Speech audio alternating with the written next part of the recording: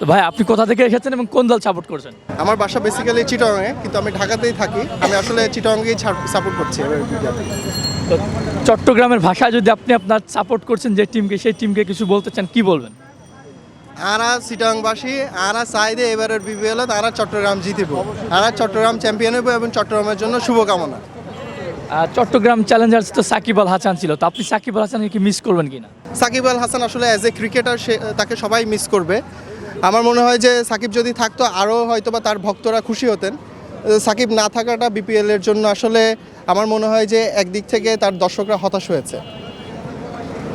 সাকিবের অভাবটা কি কেউ পূরণ করতে পারবে চট্টগ্রাম চ্যালেঞ্জার্স? আমরা যতদূর জেনেছি যে মঈন আলীও আজকে হয়তো বা নেই স্কার্ডে, তো সেই ক্ষেত্রে সাকিব আল হাসানের অভাবটা কি কেউ পূরণ করতে পারবে? আসলে ক্রিকেট তো as a team game play করা হয়। সো এখানে একটা ইন্ডিভিজুয়াল প্লেয়ার আসলে কোন দিন কেমন পারফরমেন্স করবে সেটা ডিপেন্ড করে। আসলে আজকে সাকিব থাকলে উনি ভালোও করতে পারতেন, খারাপও করতে পারতেন। সো দেখা যায় যে ওভারঅল আসলে সাকিবের তো রিপ্লেসমেন্ট আমাদের দেশে খুবই নাই বললেই চলে, ঠিক আছে। এবং সাকিব দীর্ঘদিন যাবৎ নাম্বার 1 অলরাউন্ডার ছিলেন, সুতরাং তার যে পারফরমেন্স বা তার যে ক্যাপাবিলিটি সেটা নিয়ে কোনো সন্দেহ নেই। তো অভাব পূরণের যে বিষয়টা আসছে, যদি টিম ভালো পারফর্ম করে তাহলে দেখা যাবে যে অভাবটা ওইভাবে লক্ষণীয় হবে না। কিন্তু টিম যদি খারাপ পারফর্ম করে তখন অবশ্যই ফ্যানদের মনে থাকবে যে সাকিব থাকলে হয়তো বা এই জায়গাটা বেটার হতে পারতো। চট্টগ্রাম চ্যালেঞ্জার্স আপনার পছন্দের খেলোয়াড়? আমি আসলে ওভাবে কারো নাম এককভাবে নিতে চাই না। অনেক দেশি প্লেয়ার আছেন, বিদেশি প্লেয়ার আছেন।